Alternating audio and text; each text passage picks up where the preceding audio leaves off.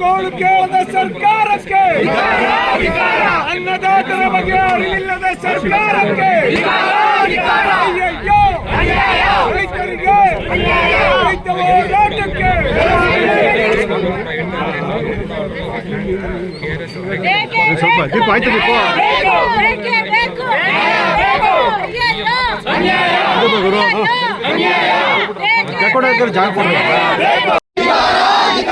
ಕೃಷಿಯ ರೈತರ ಬಗ್ಗೆ ಕಾಳಜಿ ವಹಿಸದ ರಾಜ್ಯ ಸರ್ಕಾರಕ್ಕೆ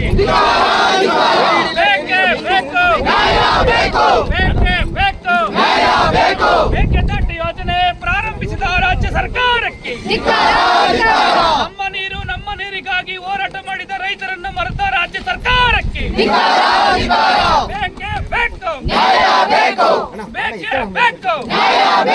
ರಾಜ್ಯದ ಸಂಸದರಿಗೆ, ರಾಜ್ಯದ ಸಂಸದರಿಗೆ, ಜಿಲ್ಲೆಯ ಶಾಸಕರಿಗೆ, ಕಾವೇರಿಯಲ್ಲಿ ಒಗ್ಗಟ್ಟು ಪ್ರದರ್ಶನ ಮಾಡದ ರಾಜ್ಯದ ಸಂಸದರಿಗೆ, ಮೇಕೆದಾಟು ಯೋಜನೆ ಪ್ರಾರಂಭಿಸಿದ ರಾಜ್ಯ ಸರ್ಕಾರಕ್ಕೆ, ವಚನ ಭ್ರಷ್ಟ ರಾಜ್ಯ ಸರ್ಕಾರಕ್ಕೆ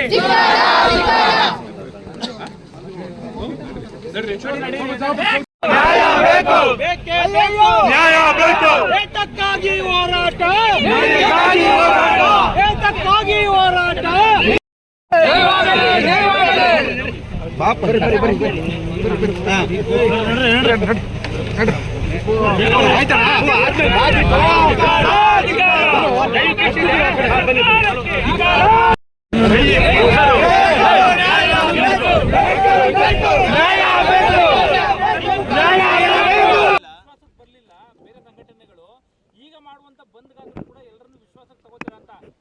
ಇದು ನಾನು ವಿಶ್ವಾಸ ಯಾವಾಗಲೂ ನನ್ನಲ್ಲಿ ಅವಿಶ್ವಾಸ ಅನ್ನೋ ಪದವೇ ಇಲ್ಲ. ನಾವು ಯಾವಾಗಲೂ ವಿಶ್ವಾಸವೇ. ಅವರೇ ಎತ್ತೆತ್ತಾಗ ಹೊರಟೋಗ್ತಾರೆ. ನಾವು ಏನು ಮಾಡೋದು? ಎಲ್ಲ ಅವ್ರು ನಮ್ಮ ಸ್ನೇಹಿತರೆ. ಏನಪ್ಪ ಅದೇ ನಾವೇನು ಹೇಳೋಣ, ಯಾಕೋ ನಮ್ಮ ಸ್ನೇಹಿತರೆ, ಭಾಳ ಸ್ನೇಹಿತರು. ಅದು ಯಾಕೆ ಹೋದರು, ಏನಾಯಿತು? ಈಗಲಾದರೂ ನಾವು ಇನ್ನೂ ದಿನಾಂಕ ಇದು ಮಾಡಿಲ್ಲ. ಆ ಕಾಲ ಬರುತ್ತೆ. ಇಡೀ ರಾಜ್ಯ ಮಹದಾಯಿಗಾಗಿ, ಕಾವೇರಿಗಾಗಿ ಭಾರಿ ಯಾರು ಏನೇ ಹೇಳ್ಕೊಳ್ಳಿ, ವಾಟಾಳ್ ನಾಗರಾಜ್ ಅವ್ರಿಗೆ ಬೇರೆ ಕೆಲಸ ಇಲ್ಲ ಅನ್ನೋರು ಉಂಟು. ವಾಟಾಳ್ ನಾಗರಾಜ್ ಅವ್ರಿಗೆ ಏನು ಯಾವಾಗಲೂ ಬಂದು ಕರೀತಾರೆ ಅನ್ನೋರು ಉಂಟು. ವಾಟಾಳ್ ನಾಗರಾಜ್ ಅವರು ಬಂದು ಕರೆದ್ರೆ ಅವ್ರಿಗೆ ಲೂಟಿ ಮಾಡ್ತಾರೆ ಅನ್ನೋರು ಉಂಟು. ಯಾರು ಏನಾದರೂ ಹೇಳ್ಕೊಳ್ಳಿ, ನಾವಂತೂ ಕನ್ನಡಕ್ಕಾಗಿ, ರಾಜ್ಯಕ್ಕಾಗಿ ನಮ್ಮ ಪ್ರಾಣನೇ ಕೊಡ್ತೀವಿ, ಹೋರಾಟ ಮಾಡ್ತೀವಿ. ಏನು ಹೇಳಿ? ಅದೊಂದು ಭಾಳ ಪ್ರಾಮುಖ್ಯ. ಈಗ ನಾನು ನಮ್ಮ ಸಿನಿಮಾ ನಟರುಗಳು ಅವರು ಮೊದಲು ಬೇರೆ ಭಾಷೆಯಲ್ಲಿ ಹೋಗಿ ಮಾಡ್ತಿರಲಿಲ್ಲ. ಅವರು ಈಗ ತಮಿಳು ತೆಲುಗು ಮಾಡೋಕ್ಕೆ ಶುರುವಾಗಿದೆ. ಭಾಳ ಬಾಂಧವ್ಯ ತಮಿಳರು, ತೆಲುಗರು ಮತ್ತು ಹಿಂದಿ ಎಲ್ಲ ಭಾಳವ್ಯ ಬಾಂಧವ್ಯ. ನಾನು ಅವರಿಗೆ ಭಾಳ ಕಳಕಳಿಯಿಂದ ಮನವಿ ಮಾಡ್ತೀನಿ, ನೀವು ನಾವು ಯಾವತ್ತು ಬಂದು ಕರೆ ಕೊಡ್ತೀವಿ. ಎಲ್ಲರೂ ಒಂದು ಅದ್ಭುತವಾದ, ಈಗ ತಮಿಳ್ನಾಡಲ್ಲಿ ರಜನಿಕಾಂತ್ ಬೀದಿಗೆ ಬಂದರು, ಹೋರಾಟ ಮಾಡಿದ್ರು. ವಿಜಯ್ ಹೋರಾಟ ಮಾಡಿದ್ರು. ನಮ್ಮಲ್ಲಿ ನಾನೇನು ನಿಮ್ಮನ್ನು ವಿರೋಧ ಮಾಡ್ತಾಯಿಲ್ಲ. ಸ್ವಲ್ಪ ಬಂದ್ರಪ್ಪ ನಮ್ಮ ಜೊತೆಗೆ, ಹೊರಗಡೆ ಬಂದು ನೀವು ಗಾಳಿ ಬಿಟ್ಟು ಸ್ವಲ್ಪ ಬಿಸಿಲಿಗೆ ಬಂದರೆ ನಮಗೆ ಒಳ್ಳೆಯದು. ಬಣ್ಣ ಕರಗಿದ್ರೂ ಚಿಂತೆ ಇಲ್ಲ. ತಾವು ದಯಮಾಡಿ ನಮ್ಮ ಇದಕ್ಕೆ ಬರಬೇಕು ಅಂಥೇಳಿ ಕಳಕಳಿಯಿಂದ ಕನ್ನಡ ಚಿತ್ರರಂಗದ ಎಲ್ಲ ಕೆಲಸಗಾರರು, ಸಿನಿಮಾದವರು ಎಲ್ಲರನ್ನೂ ಕರಿತಾ ಇದ್ದೀನಿ. ವಾಣಿಜ್ಯ ಮಂಡಳಿಯವರೆಗೂ ಕಳಕಳಿಯಿಂದ ಮನವಿ ಮಾಡ್ತಾಯಿದ್ದೀನಿ. ಯಾರ ಬಗ್ಗೆಯೂ ನಮ್ಮದೇನಿಲ್ಲ. ನಮ್ಮ ಮುಂದಿನ ಬಂದ್ಗಾದರೂ ನಮ್ಮ ಸ್ನೇಹಿತರು ಪ್ರಾಮಾಣಿಕವಾಗಿ ಪ್ರೀತಿಯಿಂದ ಬರಲಿ ಅಂತೇಳಿ ಕಳಕಳಿಂದ ಎರಡು ಕೈ ಮುಗಿದು ಹೇಳ್ತೀನಿ. ಕುಮಾರ್ ಮಾತಾಡಿ. ಆತ್ಮೀಯ ಮಾಧ್ಯಮ ಮಿತ್ರರೇ, ಭಾಳ ನೋವಾಗುತ್ತೆ. ಯಾರ ಮುಂದೆ ಹೇಳ್ಕೊಳ್ಳೋದು, ಯಾರೂ ಕೇಳೋರಿಲ್ಲ. ಯಾರೂ ಕೇಳೋರಿಲ್ಲ ಅಂದರೆ ತಬ್ಲಿ ಅಂತ. ತಂದೆ ಇಲ್ಲ, ತಾಯಿ ಇಲ್ಲ, ತಬ್ಲಿ.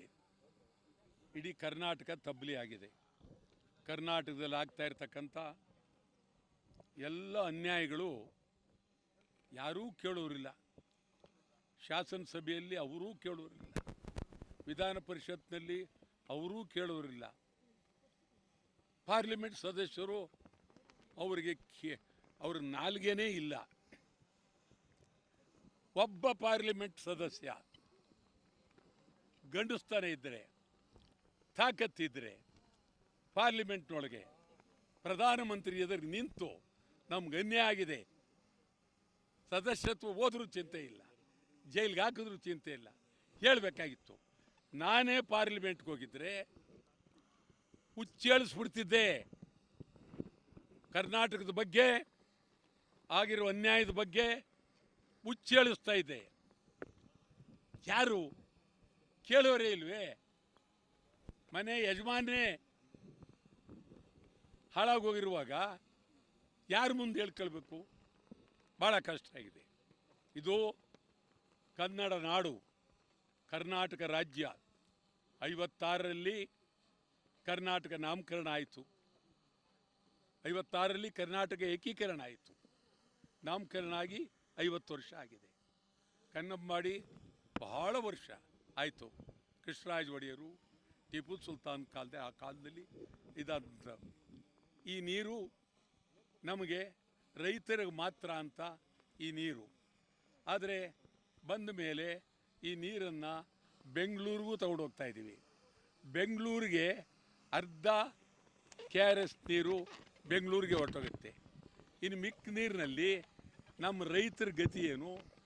ಎಲ್ಲಿ ರೈತರಿಗೆ ನೀರು ಬಿಡೋದು? ಎಲ್ಲಿ ಮಂಡ್ಯದ ರೈತರ ಗತಿ ಏನು? ಮೊದಲಿಂದಲೂ ಮಂಡ್ಯ ಕಣ್ಣೀರಿನಲ್ಲಿ ಕೈ ತೊಳಿತಾ ಇದ್ದಾರೆ. ಬಹಳ ನೋವಾಗಿದೆ. ಶಂಕರೇಗೌಡರ ಕಾಲದಲ್ಲಿ ಮಾದೇಗೌಡರು ಏನು ರಣರಂಗ ನೋವಾಗ್ತಾ ಇದೆ. ಇದು ಸರ್ಕಾರ ನಡೆಸ್ತಕ್ಕಂಥವರು ಭದ್ರವಾಗಿ ತೀರ್ಮಾನ ತೆಗೆದುಕೊಳ್ಬೇಕು. ನಾವ್ಯಾರು ಸರ್ಕಾರದಲ್ಲಿ ಇಲ್ಲ.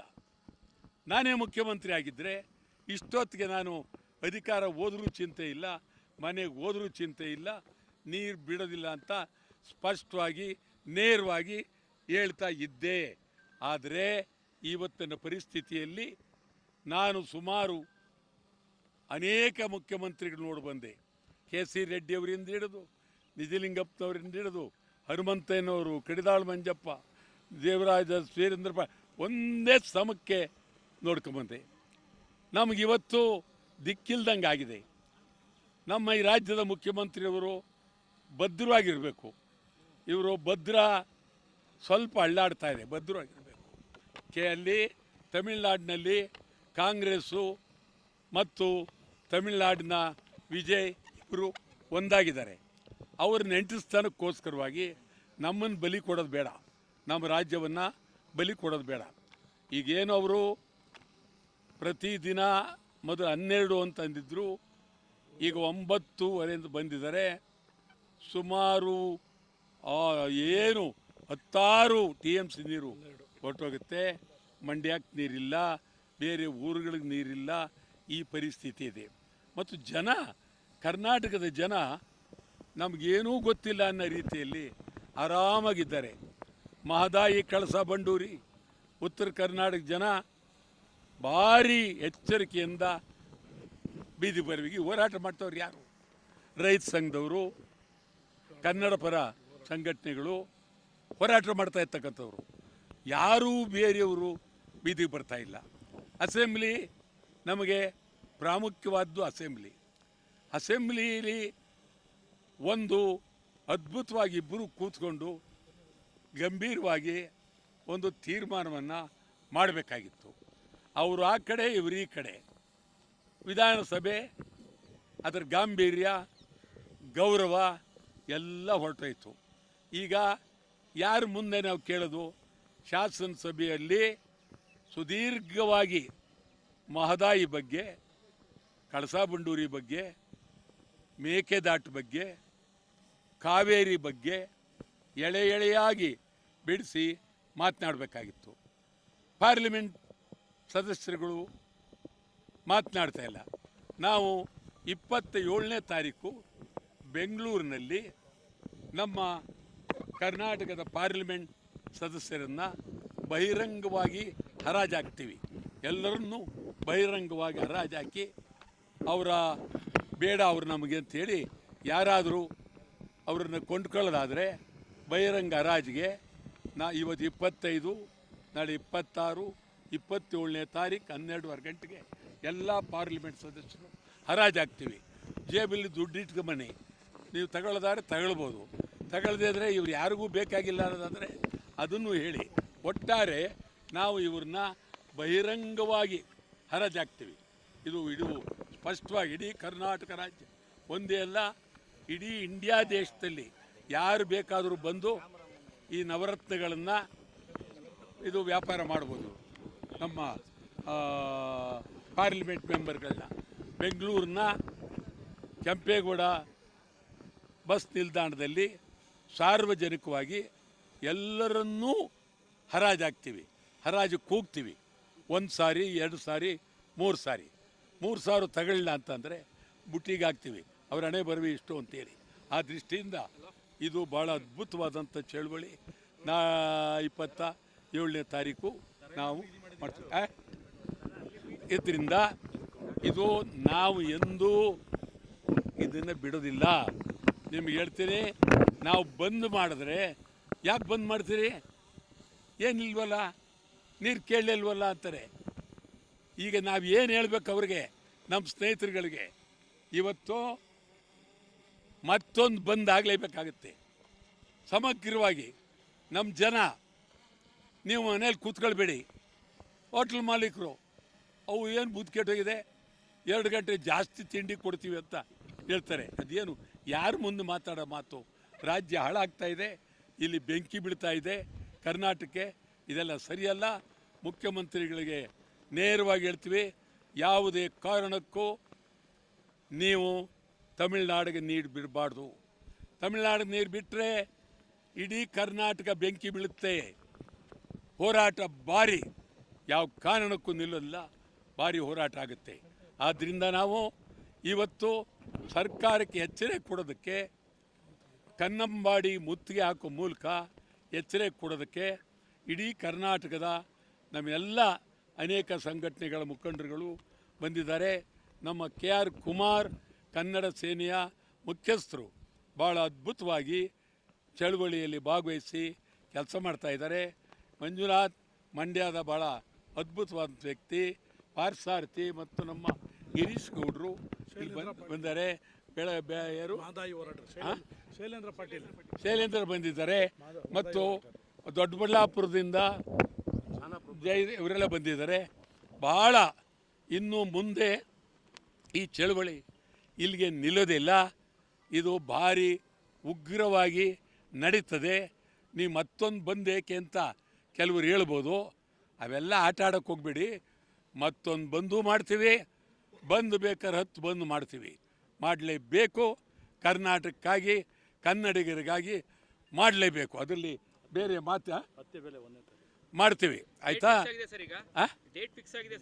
ಯಾವುದು ಯಾವುದು? ಒಂದು ನಿಮಿಷ ಹೇಳ್ತೀನಿ. ಇದು ಕುಮಾರ್ 10 ಬೆಲೆ. ಆಮೇಲೆ 1ನೇ ತಾರೀಕು